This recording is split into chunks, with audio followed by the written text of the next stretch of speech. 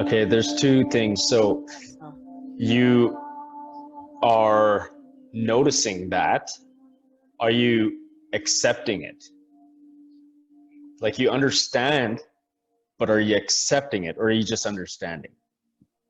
accepting what? That, The whole circumstance, the oh, jealousy, the girlfriend, the texting, the daughters protecting, the life, you with Mo, the time that he gets with his girlfriend. Are you, I know you understand and you're good at understanding and figuring that out to regulate your emotions. But I think we need to work on acceptance. okay. So acceptance in the present moment, being happy with your life in the now and not based on an outside circumstance to dictate how you feel inside. So basically, when you feel progression is about to happen, when you see an opportunity about to come, then you get excited and happy. But we got to work on bringing that same feeling as if you already have it now, like you've obtained that true happiness, and you're feeling this in the moment, you're living it. um, until you don't get to that place, you truly will never be happy. You'll be happy temporarily. You'll be happy when you get a quick fix. It's like a drug, right? Like a quick fix, you're happy. Oh, yeah, satisfying. And then something's going to happen in your life and you'll be like bummed out about it. Yeah. And I was listening to this podcast and it resonates with me because I've come to this point in my life where I do this. So the way he broke it down was so anticipate progress. So what I do and what we all should do is when we know the direction we're going in life, no matter what, we know whatever boundaries come our way, mistakes, failures, hurdles, ups and downs, bummers, we still know the direction we're going. That has not changed despite what came in our way. But on the other hand, you know, I know that you feel that you're not heading in the right direction sometimes, and you feel on autopilot or whatever for a whole year, you were saying. Um, it's because you don't believe in yourself enough. You you hope for the best, right? But I don't think you I think a lot of the mistakes and failures and burdens and the ups and downs in your life and the relationship and the daughter thing, it just impacted you in a way where everything is piling up in your life where you're counting, you're comparing, and you're going one step forward, two steps back, maybe two steps forward and then four steps back. Um, and this only has to do with acceptance and loving yourself more and believing in yourself more in the present moment. So that's why we're going to do this meditation, and that's why we're going to release. That's why we do these. That's why you do these release works. But I want you to really feel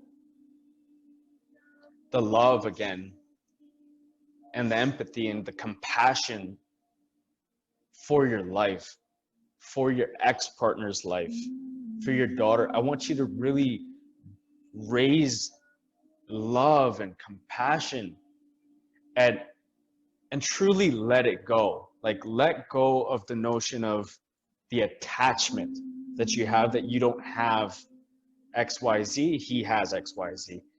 Detach from that. Like that's what you have to detach from. Accept what you have and be happy with it, with the knowing of what you're going to obtain, the direction you're going. Anticipate progress, right? Leaders are anticipators, right? You'll never feel let down if you know the direction you're heading in life. If you get stuck or fail, that's what losers do, right? Losers end up doing that stuff, which you don't want to be there, right? So when you do your mirror work, emphasize that. Tell yourself what you're not and what you're gonna be. Sometimes when I get mad at myself, I'll go in front of the mirror and say, we're gonna do this. Like, I am going to do this. Like this, I don't say this, I say what I'm gonna do, right? Right. Or, you know, like I really talk to myself like that. And I impact myself because I'm making decisions in the moment. And you have to, the same way we have to treat ourselves, you know, we also have to blame ourselves. We have to blame ourselves for the mistakes we've made, but it's how long you sit in that. You have to accept it, make a decision, own up to it, and sacrifice. I have this other client, our days are done coaching him, but what I was telling him is what I'm going to tell you. This is going to hurt. This is going to be impactful when you do this. You must sacrifice something. So sacrifice is huge. If you want to obtain success, longevity, prosperity, time with your kids, time with your relationship, your financial abundance, what are you willing to sacrifice? Are you willing to sacrifice, you know, for example, a good bond with your children? Are you willing to sacrifice your relationship? Are you willing to sacrifice never being able to achieve success? Are you willing to sacrifice your health? You have to choose, what are you willing to sacrifice? For example, if you don't fulfill your life, you're going to have unfulfillment. You're going to dwell for the rest of your life. You're going to be sick and tired of being sick and tired, but never amount to anything. That's what you have to sacrifice. You're going to say, well, God, source, universe, Rochelle, I sacrifice my happiness. Be specific. What in my happiness? For the longevity, for the hope, for the prosperity, for maintaining a prosperous relationship, for building a better relationship with my kids, for letting go of this resentment and accepting this judgment and jealousy. So you have to sacrifice. It's like me. I was willing to sacrifice my health. I said specifically, give me pneumonia and kill me. I'll die if I don't quit smoking cigarettes. I sacrificed. I chose my life. I had pneumonia and I was misdiagnosed with bronchitis. I lost over 50% of my breathing, and I was not vomiting, but every time I would gag and spit, I would fill up a container of fluid was coming out of my lungs, and I was slowly dying, and I was still smoking. And I said to myself, I'm willing to sacrifice. You know, I had to make a decision. I knew something, God like told me, and I kind of got this signal, and I said it. I'm like, kill me. I'll die if I don't quit smoking. And I quit smoking. And I'm blessed now. Like, I don't have the pneumonia coming up anymore, where it was coming up every season, every like 2-3 weeks. Every time I would get a little slight sick, I would start getting that pneumonia, that fluids would start coming up again, completely cleared and gone. So with my last client, I told him to sacrifice for his success, his future kids, with his new wife, a happy relationship, if he doesn't stick to growth, to changing, to being positive, to not self-sabotage. He sacrificed that. I put it in his head in a way where he thought he wouldn't have an opportunity to have kids with his wife. So You see what I'm doing? You got to sacrifice. Pick something you're willing to sacrifice that you really dedicate your life to. That's going to get you to move forward. And that's my client. He was a smoker. He quit smoking.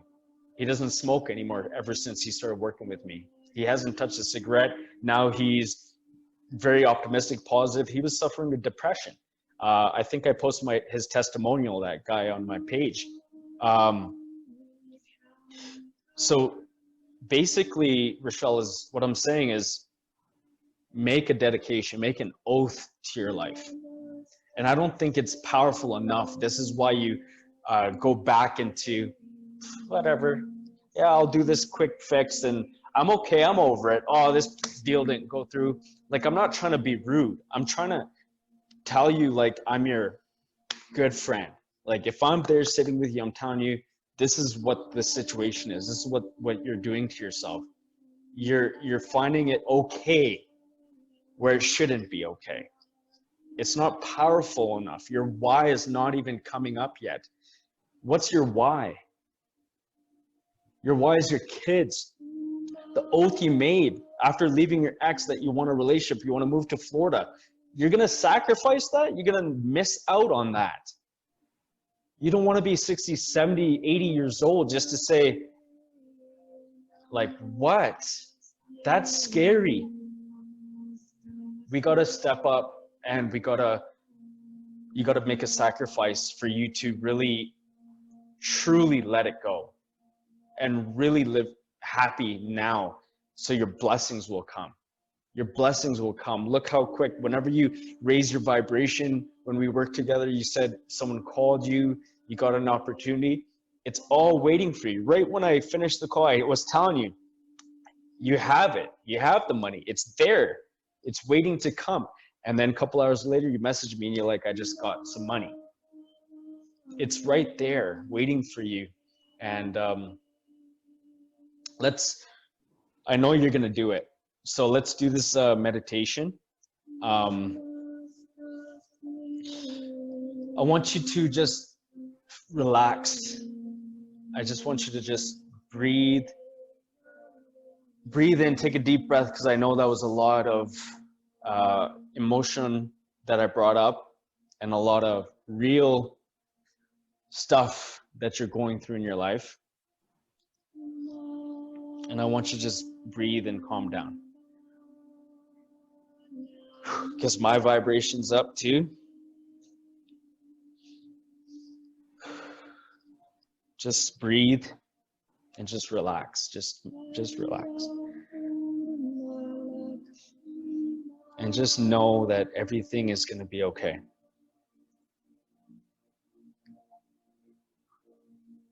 Just trust in yourself. Forgive yourself.